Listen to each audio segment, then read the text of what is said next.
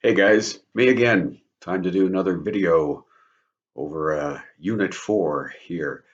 Now, as you can see, I've got the study guide up here. In fact, let's see, let's just scroll up a little. There you go, study guide. And on the previous video, we went through this list of terms, and there's a quiz for those coming up online on the 24th. So, and that'll open up at 1 o'clock on the 24th and be open all day. So, once you start it, you'll have a specific amount of time in which to finish it. But yeah, just be aware of that. Okay, so let's take a look at some of the notes and things to keep in mind for individual poems. And guys, I'll give you a little advice here about reading short poems, lyric poems, verse poems, as it were. Read them multiple times, and here's how to do it. This I didn't get this information until I'd been teaching literature for a couple of years, and once I had this info, I thought, hell, why didn't somebody tell me this years ago? When you approach a short poem, like most of the ones that we're going to be dealing with, the first time you read it, go all the way through. Start with the title and then read the whole poem without stopping. Don't stop to puzzle over lines or what things mean or whatever. Just go through it top to bottom. It's fast. Do it a couple of times, in fact, because what's happening here, as you're reading the poem this first time or two, you're picking up more than you might think that you're picking up. You're getting the lay of the land, so to speak. So then, once you've read the thing top to bottom without stopping a time or two, take a breath, read it again, and this time read it slowly. This time, this is the time, this third time that you're going through it. This is when you want to ask yourself, okay, am I really getting this? What's going on here? Really try to keep track of what's happening.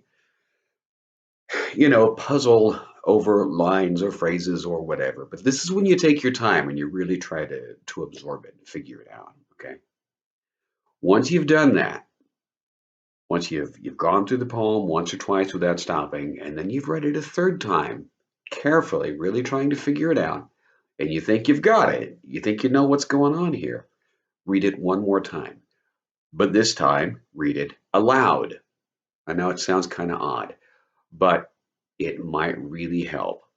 Because you see, we pick up information differently when we hear it than when we see it. When we just look at something, when we just read a poem, or when we just read or look at anything, we are taking in certain parts of information, okay? But when we hear something, we're taking in additional information, stuff that we might not see. In a poem, when you read it aloud, you will hear things that you didn't see when the words are just on the page or the screen. Okay, so trust me, this can be very helpful. Now, that's not a guarantee that it always will be, but it very often, more often than not, I find that when I read something aloud, I hear stuff that I didn't see. So take my advice on this. This alone is worth your price of admission today. Okay. All right. So there's that. Hang on a second. I'm going to take a quick pause here. Okay, back to it. And the vapor you see floating in the air does not indicate that I just took a big hit of nicotine. I don't even know why you would think that. Anyway, back to what we're doing here. All right, the first poem, if my cursor will do what I want it to. Robert Hayden, or maybe it's Haydn. I don't know how his last name is pronounced. Those Winter Sundays.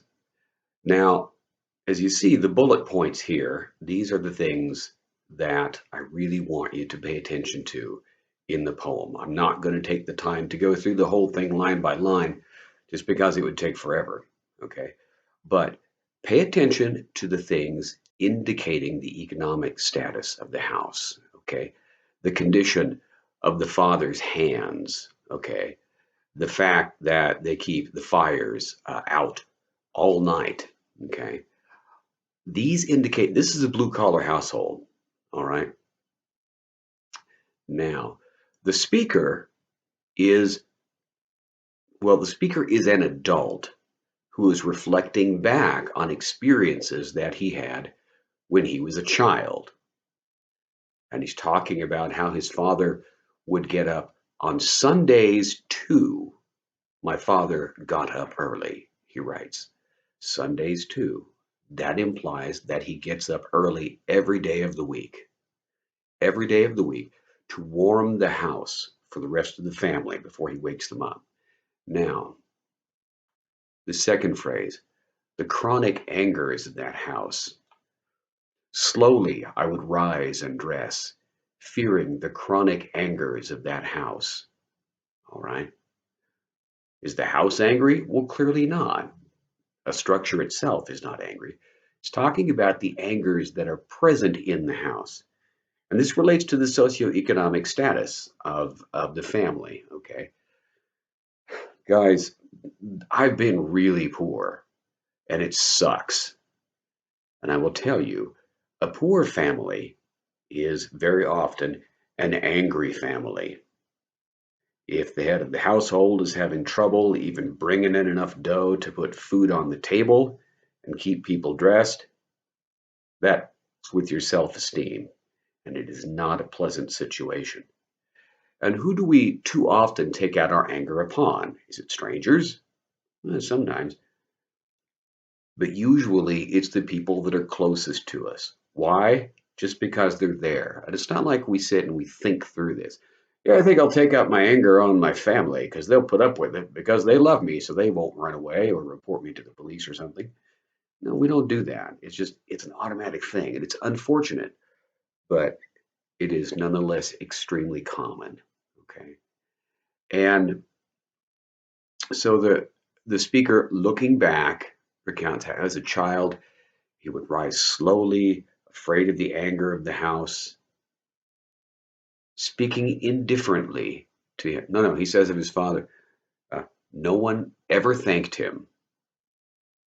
The speaker says of himself that he spoke indifferently to him who had driven out the cold and polished my good shoes as well. And then we get, because the speaker's looking back on how he acted toward his father. And then we get to those final two lines. What did I know? What did I know of love's austere and lonely offices? Offices doesn't mean the place you go to do your work. That's what we think of the word now as meaning. But an older meaning is of the duties that one does, the responsibilities that one has because of one's status. And the father, because of his status as the father in the household, has responsibilities to take care of his family. Clearly, he tries, whether he succeeds or not. And the speaker is looking back at that and how he didn't show gratitude toward his father, despite the anger in the house, despite their economic difficulties, despite the fact the father had to get up early and do manual labor, despite the fact he got up early every single day. He did that because he was doing his best to provide for the family, whether he succeeded or not. And the speaker, looking back at his own attitude as a child, is regretful. Now, we've gotten clearly to this next bullet point, be able to explicate the meaning of the final two lines. Explicate means to explain them, right? What did I know? What did I know of love's austere and lonely offices? The speaker is regretful. That's the tone of the poem. Regretful for how he acted toward his father. And guys, I'll tell you,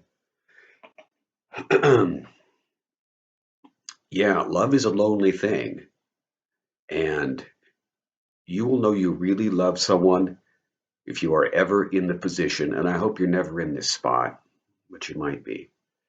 If you're ever in the position of having to do something that you fear might make someone angry with you, might make them hate you, maybe for the rest of their lives, but the thing has to be done. Guys, that's when the rubber hits the road. You will know your love for someone is real if you're willing to do that thing that needs to be done, despite that person's perhaps hating you for the rest of their lives or the rest of your life. These things do happen. As a parent, if you ever choose to become a parent, you will do things you don't want to do. You will do things for the good of your children that might make them hate you temporarily or permanently. You will do things for them that are painful to you and things they might not ever know about even, let alone thank you for them. But that is what it means to be a parent. Good times, huh? I'll share with you a brief anecdote. When my granddaughter was born, she was quite premature. It was a difficult pregnancy, and I drove my daughter from Maryville to a hospital in Kansas City in 70 minutes because things were going wrong. And the people at the Maryville hospital said, "You need to get to Kansas City right now." During that trip, my daughter was just beside herself over this baby in her and hoping that it would be all right. That was probably her first experience of what it really means to be a parent. It's not fun. Anyway, well, that was pleasant. Let's take a little break here and then move on to the next poem. Okay, the next poem, also by Robert Hayden, The Whipping. This is another poem in which the speaker is thinking back to how he behaved or what happened to him in childhood. Now, in this case, the speaker is an adult, as in the previous poem, and if I could make my cursor do it, it should. The speaker witnesses a kid being beaten, right? And it prompts the speaker to remember when he was beaten.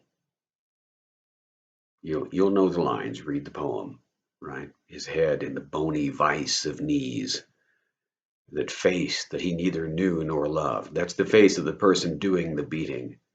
The blows, the words worse, or the fear worse than the blows that hateful words could bring. Sorry, I should have the text in front of me, but I don't. That's what the speaker remembers. Watching this kid he doesn't know get beaten prompts the speaker to have that memory. And then we get to that line. Well, it is over now. It is over. And the boy sobs in his room. Which boy is he talking about? What's over? What's the it? Well, clearly it's both. It's the experience that he's just witnessed, this kid being beaten. And the speaker is also referring to his own experience. That is over. And the boy sobs in his room. That applies both to the kid that the speaker has just seen get beaten, and it's also metaphorically applying to the speaker himself. That child inside the speaker might still be sobbing over those incidents. It happens. Okay. Now, we'll jump down to the tone here. The tone of this poem, it's sad. It's not really regretful because the speaker, unlike in the previous poem, the speaker is not looking back at his own actions and regretting the way that he acted. Well, not necessarily, but it's a sad poem. Okay. And then let's jump back up a little bit here. And the woman, what's it say? After the beating, she's muttering, avenged in part for lifelong hidings she has had to bear. A hiding means a beating. Now, why is the woman avenged? What's this reference to lifelong hidings? Well, again, the key lies in the socioeconomic status of the family. Okay, poor people are often very angry. Okay, and the lifelong hidings is a reference to whatever hardships or indignities or what have you that the woman apparently has experienced her whole life. I'll give you an example. When I was a kid, I had a friend. His name was Gene, and Gene's Gene's mom, was married to Gene's dad. Gene's dad was a trucker, and Gene's dad was on the road most of the time.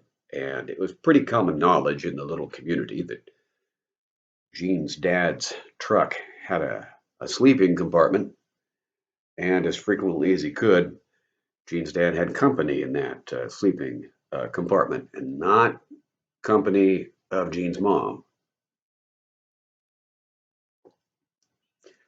Gene's mom was unhappy in her marriage, and she took this out on Gene. Gene probably looked like his father. I don't remember. It was so long ago. I don't recall what his father looked like. I didn't really know the man myself. I was little. But I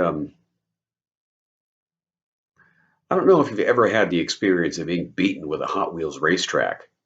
Does not feel good. In fact, Hot Wheels racetracks now, I've discovered, are significantly shorter than they used to be. So I would guess it's so they don't make weapons as handily as they used to. But and Gene would do stupid things. My friend Gene, he'd like eat the last sausage at the table, or he'd cut the hair off his little sister's Barbie. You know, stupid things. But I would recall I and other of the kids in our little group, we'd be standing outside Gene's house watching Gene get beaten, right? And he would crash through those dusty zinnias and elephant ears and things. And we would see him just cowering against the side of a shed, screaming while his mom stood there, just beating the shit out of him with a Hot Wheels racetrack, usually. And we didn't know that was child abuse. We were just glad it wasn't us. And most of us were thinking, well, Gene, you dumbass, why did you do whatever it is that you did? Because we knew what would set his mom off. Surely he knew as well. Maybe not. But anyway, I read this poem, The Whipping, and I think of Gene getting whipped. Gene's mom was trying to avenge herself for lifelong hidings that she had had to bear, and was in fact bearing at that moment. Although probably she never thought to herself, I'm going to make myself feel better by beating the hell out of Gene. Probably that wasn't a conscious thought, but that's what happened. So, good times, man. This is the feel good session of the course, isn't it? All right, let's scroll down just a little bit here. Seamus Heaney, mother of the groom. Seamus Heaney is or was Irish, and was one of the most celebrated poets in the English language. Let me move my little video box here. Oh, there you go, so you can see everything. Well, let's take the bullet points one at a time here. And when you're reading a short poem, often be sure to start with the title, because in a short poem, a lyric poem, a verse poem, as it will, or as it were, as you will, whatever, there's not really a lot of room to mess around, and most of the material in a short poem is there very consciously put there by the poet to do a certain thing, and the title is part of it. The title of Mother of the Groom tells us right away who this poem is about. The mother of the groom. She is at her son's wedding, and what she remembers is his glistening back in the bath, his small boots in the ring of boots at her feet. So while her son, now a man, is getting married, she is remembering when he was little, when she would give him a bath. She would remember his tiny boots and her feet. And notice it's his small boots. What's that indicate about his position in the family if his are the small boots? Sorry, I didn't catch that. Right, he's the youngest. He's the baby of the family. And she is remembering when he was a baby. Okay, that's, well, I guess we covered our second bullet point there. Now, she hears her daughter welcomed. It's as if something one lifted and slipped her soapy hold.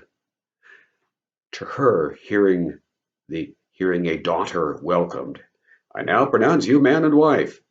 To her, it's like he slipped away from her, like she was picking him up as a baby out of the bathtub, and he twisted and slipped and she dropped him. She's lost him. That's how she feels. Now, speculate on the significance of the third stanza. The fact that the wedding ring is bedded forever now in her clapping hand. What do you do with your wedding ring when you give a kid a bath? I'll tell you what you do. You take it off because you don't want to get, if you leave it on, you get water and stuff underneath of it, and you get that fish looking kind of skin under there. So once soap would ease off the wedding ring that is bedded forever now in her clapping hand, won't do it anymore. It'll never come off. She's never going to be a mom again in the sense that she was. Okay. And we get the impression from that third stanza that this is perhaps a regretful experience for her. The tone of the poem, by the way, this tone also is sad. It's nostalgic, it's regretful, maybe even a little fearful. Now, sometimes I will ask, or students will write, if it's an essay question, that the mother at the end of the poem is clapping because she really is happy for her son. No, that's not what's happening. She's clapping only because that's what you do. Have you ever heard the expression, well, you're not losing a son, you're gaining a daughter? Or you're not losing a daughter, you're gaining a son, about when, one's child gets married? No parent feels that way. Ever. Well, perhaps that's an overstatement. Maybe some parent somewhere has felt that way. I've just never met her or him. Now, if you choose to get married and your parents are in your life, they will probably say they are happy for you. And I guess in a sense they are happy for you, but they are more unhappy for themselves because they will feel that in some way they are losing you. Now, they won't tell you this, of course. They don't want to ruin your day, all right? But take it from me, that's actually how they feel. So if you ever decide to wed and you tell your parents and they don't explode with joy, now you know why. Because it hurts them. Now, there's nothing to be done about it, right? Children grow up and go out and they leave the nest and make their own damn nest and so forth. But it's generally not a happy experience for the parents of those children. Okay, continuing the Seamus Heaney poem, Digging. Now, the previous poem, Mother of the Groom, was also by our man Seamus. As in Mother of the Groom, and as in the poem by Robert Hayden, The Whipping, in Digging, an experience or an event in the present, in the speaker's present, sparks memories of the speaker's past. Now, I mentioned to you a little bit ago, Seamus Heaney was Irish, and that's important to know in order to really understand the poem Digging, because it's about digging, and the speaker remembers his father digging. Right, by God, the old man could handle a spade, just like his old man. They're digging potatoes. In Ireland, potatoes are, or at least were, I actually don't know about the present state of things. Potatoes at least were a really important crop. They were a food staple. Okay, so digging potatoes is a thing that you do for survival, or you did for survival, and one would do for one's family. Also, the digging of moss to burn as a source of heat in the house. That also, it was very important. When the speaker is remembering his grandfather, he cut more turf in a day than any other man on Toner's Bog. Toner's Bog apparently being a place, and the turf that his grandfather cut was moss to burn, right, to keep the family warm and alive and so forth. So that is what's going on in this here poem. And, yeah, in digging potatoes and turf, the father and the grandfather are helping the family survive. Um, the line we quoted a moment ago, by God, the old man could handle a spade, just like his old man. That tone is admiring. And then we get to the last few lines of the poem. But I've no spade to follow men like them. Between my finger and my thumb the squat pen rests. I'll dig with it. A pen is how the speaker apparently makes his living, or her living, I guess, as a poet or as a writer. And when the speaker says, I have no spade to follow men like them, again, it's admiring men like them. It's the idea that the speaker feels that she or he cannot measure up in some way to the father and the grandfather. Okay, I have had students say that the phrase "men like them" means that the speaker feels that he's better than his father and grandfather because he doesn't have to dig, manual labor. That's incorrect. That's not what's going on here. Okay, and this gets us to what is the tone of the poem. Sort of nostalgia, but it's admiration. It's an admiring poem as the speaker remembers what his father and grandfather did to help the family survive. All right, moving on down here. Dulce et decorum est. Okay, I'm sure you have a footnote that tells you the source of the quotation. A poem by the Roman poet Horace. Dulce et decorum est pro patria mori means it is sweet and fitting to die for the fatherland. In war, to give one's life for one's country is sweet and fitting. That's what that poem is about. It was propaganda, by the way. Horace was a propagandist. Okay, now, the speaker of this poem, and this is a case in which we can conflate the speaker and the poet. By conflate, I mean we can speak here of the speaker and the poet as being the same individual. Because Wilfred Owen did, in fact, serve in World War I, and this is what he's talking about. There was a phenomenon in World War I called trench warfare, especially in northern France, which apparently is fairly flat.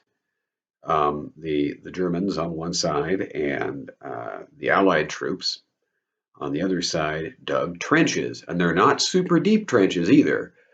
But they would dig these because they could sort of hunker down in them and not get shot by the guys hunkering in their other trenches just off that way. Sorry, I can't see what I'm doing with the screen there. If you've seen the movie Wonder Woman, um, that bit where they're in the trenches and Wonder Woman climbs out of the trench to charge across it, that's trench warfare. The difference, though, is that actual trenches were not super deep like that. Trenches usually were maybe waist high, maybe a little deeper. Why? Because you had to dig those with a shovel, and digging is a lot of work.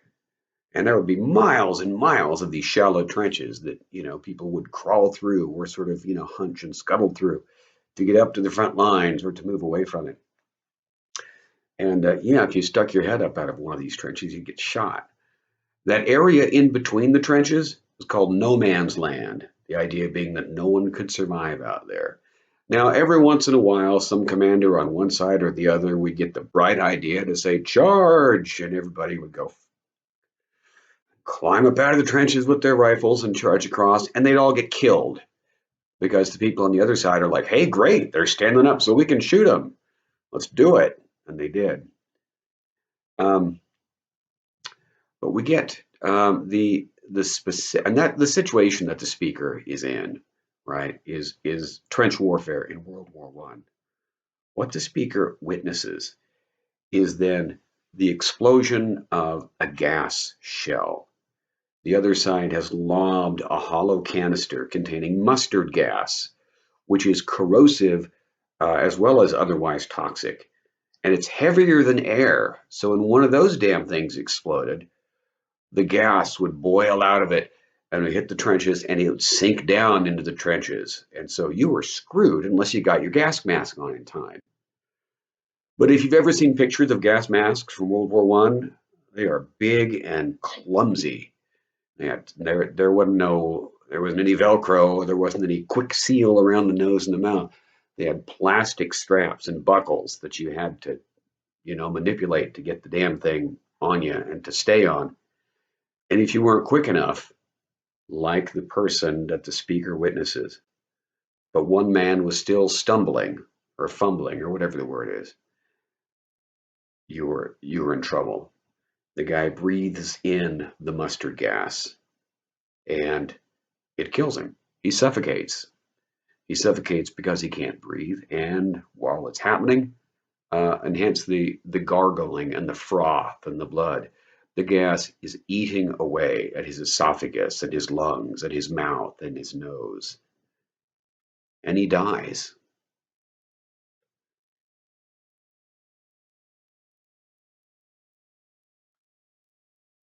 And that gets us to the final two lines of the poem. If you too could pace behind the wagon that we flung him in, etc. And the speaker saying that, in all his dreams, that dying, choking person is there. You, my friend, would not tell with such high zest to children ardent for some desperate glory the old lie, decorum dulce et decorum est pro patria mori. Speaker saying that no, dying in war, it's not fitting and it's certainly not sweet. The tone of the poem is bitter.